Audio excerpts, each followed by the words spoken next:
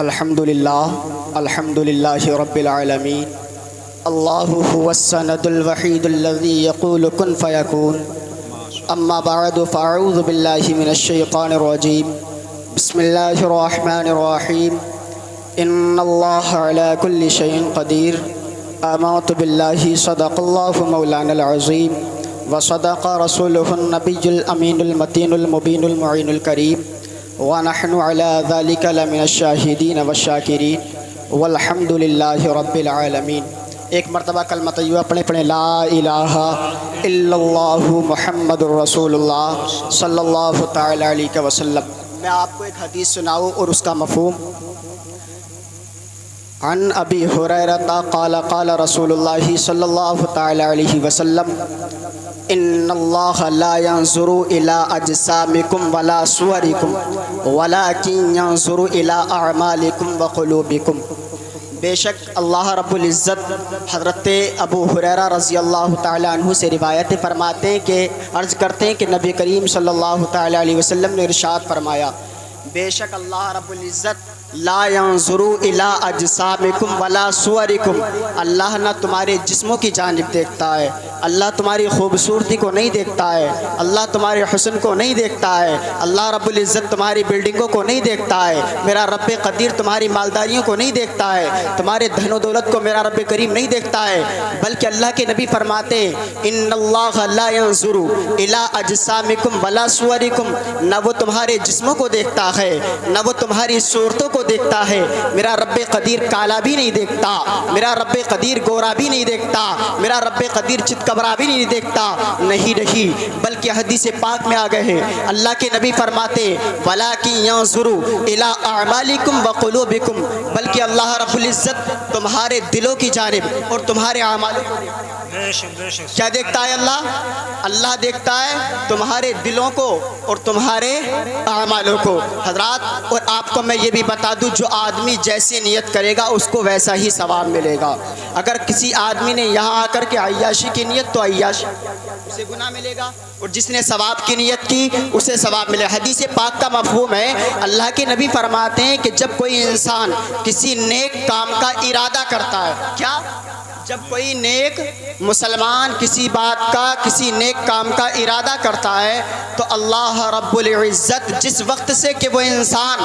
اس کی نیکی کا ارادہ کرتا ہے اس وقت سے اللہ رب العزت اسے ثواب دینا شروع فرما دیتا ہے۔ مطلب جس وقت اس نے ارادہ کیا اس وقت سے اس کو ثواب ملنا شروع ہو جاتا ہے۔ اب میں نے سوال کیا، اے رب قدیر، جب ایک انسان نے نیکی کا ارادہ کیا تو تو نے ثواب دینا شروع کر دیا، نیکی میں اضافہ کرنا شروع کر دیا، کیا جب ہم برائی کا ارادہ کریں تو ہمارا برائی کا بھی یہی انجام ہے کہ جس وقت سے ہم نیت کریں اسی وقت سے تو ہم کو سزا دینا شروع کر دے، اسی وقت سے ہمارے عذاب میں اضافہ ہوتا رہے، اسی وقت سے ہمارے گناہوں میں اضافہ ہوتا رہے؟ اللہ اکبر، حدیث پاک ہے، اللہ کے نبی فرماتے ہیں نہیں، جب کوئی انسان برائی کا ارادہ کرتا ہے اور جب تک وہ اس برائی کو پائے تکمیل تک نہیں پہنچا دیتا اللہ رب العزت اس کا گناہ نہیں لکھتا۔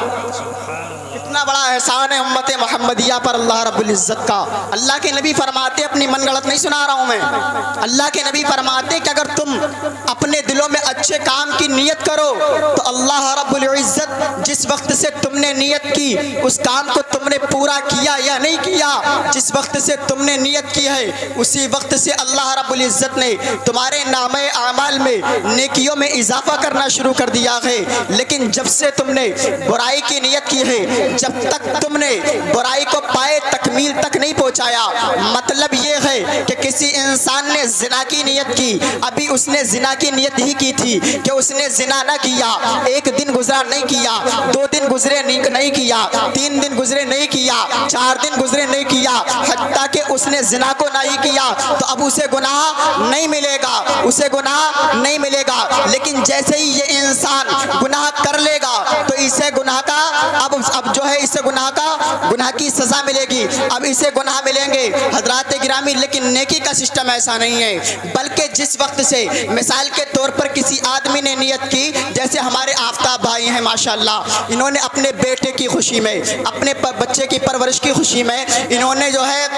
کیا کہتے ہیں کہ جشن رکھا، اور اس جشن کا نام محمد رسول اللہ صلی اللہ علیہ وسلم کے مشن سے رکھا۔ مطلب یہ ہے کہ انہوں نے جس وقت ان کا بچہ پیدا ہوا اسی وقت سے انہوں نے نیت کر لی کہ ہم اپنے بچے کی چھٹی میں اللہ کے نبی پیغمبر اسلام کی ہم جشن، پیغمبر اسلام کی محفل سجائیں گے، اللہ اور اس کے رسول کا ذکر کریں گے۔ تو جس وقت سے انہوں نے نیت کی اس وقت سے ان کو ثواب ملتا رہا، اور آج یہ اس کام کو پائے تکمیل تک پہنچا دیا تو بھی انہیں ثواب مل رہا ہے۔ حضرات گرامی، نیکی اور برائی برابر نہیں ہے، بلکہ اللہ رب العزت، اللہ کے نبی فرماتے ہیں کہ جب کوئی انسان برائی کا ارادہ کرتا ہے تو اسے برائی کی سزا، برائی کا گناہ اس وقت تک نہیں ملتا ہے جب تک کہ وہ اپنے گناہ پر آمادہ نہ ہو جائے، لیکن اگر اس نے نیکی کی نیت کی ہے تو اس نے اپنے کام کو پائے تکمیل تک پہنچایا ہے یا نہیں پہنچایا ہے، بلکہ جب سے اس نے نیت کی ہے اسی وقت سے اللہ رب العزت اس کو ثواب عطا فرمانا شروع کر دیتا ہے۔ حضرات گرامی،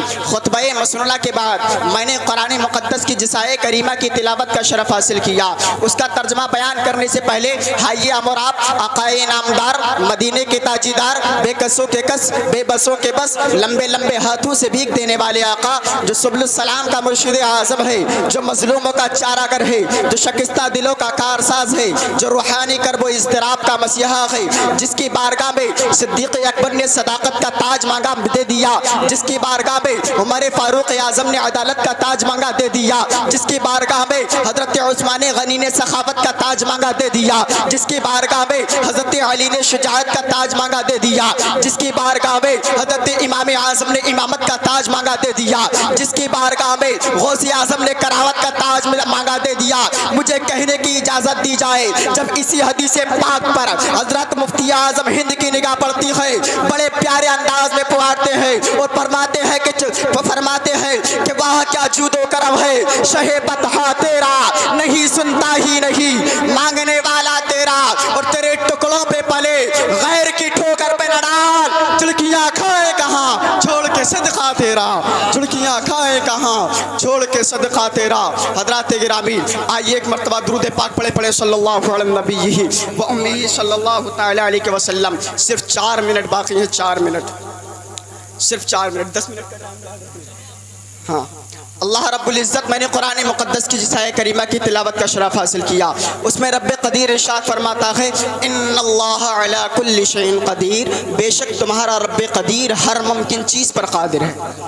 تمہارا رب قدیر ہر ممکن چیز پر قادر ہے۔ لوگوں غور تو کرو کیا شان ہے تمہارے رب قدیر کی، کتنی قدرت والا ہے تمہارا رب قدیر۔ اللہ اکبر، میرا رب وہ ہے جو فرماتا ہے وَإِلَى السَّمَاءِ كَيْفَ رُفِعَتْ، غور تو کرو اس آسمان کی طرف کہ ہم نے اس کو بغیر پلروں کے کیسے کھڑا کر دیا ہے۔ آج ہم دیکھتے نہیں ہیں حضرات گرامی، اگر آج ہم چھوٹی سی جھپڑیاں بنائیں تو اس میں بنانے کے لیے ہمیں چاروں طرف پلرز کی ضرورت پڑتی ہے، کہیں کسی چیز کا انتظام کرتے ہیں، کہیں مٹی کا انتظام کرتے ہیں، کبھی اینٹیں گاروں کا انتظام کرتے ہیں، لیکن رب قدیر نے اتنے بڑے آسمان کو بنایا اور فرمایا وَإِلَى السَّمَاءِ كَيْفَ رُفِعَتْ، غور تو کرو اس آسمان کی طرف کہ ہم نے بغیر پلروں کے اس کو کیسے کھڑا کر دیا ہے۔ آگے اللہ فرماتا ہے وَإِلَى الْجِبَالِ كَيْفَ نُصِبَتْ، غور تو کرو اس زمین کی جانب کہ ہم نے اس کو کیسے بچھونا بنا دیا ہے۔ اللہ اکبر، لوگوں یاد رکھو تمہارے رب قدیر کی شان بہت ہے، بہت بلند و بالا ہے وہ رب قدیر۔ حضرات گرامی، رب قدیر کی شان یہ ہے کہ اگر وہ چاہے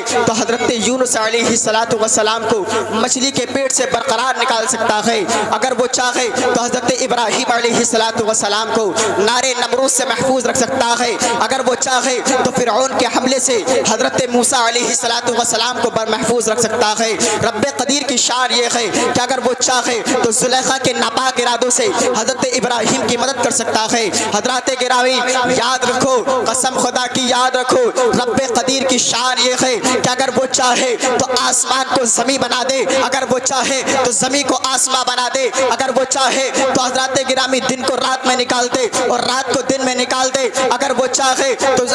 آسمان کو پچھم سے نکال دے، مغرب و مشرق میں چھپا دے۔ حضرات حضرات گرامی بہت قدرت والا ہے تمہارا رب قدیر، بڑی شان والا ہے، بڑی عظمت والا ہے۔ لوگوں تو ہمیں اپنے رب قدیر کی عبادت کرنی چاہیے، اس کی پرستش کرنی چاہیے، اس کی پوجا کرنی چاہیے، اس کی وارشپ کرنی چاہیے، اس لیے کہ ہمارے پاس ہمیں جو اللہ رب العزت نے دنیا میں بھیجا ہے وہ صرف و صرف اس لیے، اللہ فرماتا ہے وما خلقت الجن والانس الا لیعبدون، میں نے جن و انسان کو صرف و صرف اپنی عبادت کے لیے پیدا کیا۔ حضرات گرامی، میں اپنی تقریر کا یہیں اختتام کرتا ہوں۔ میری کم علمی کی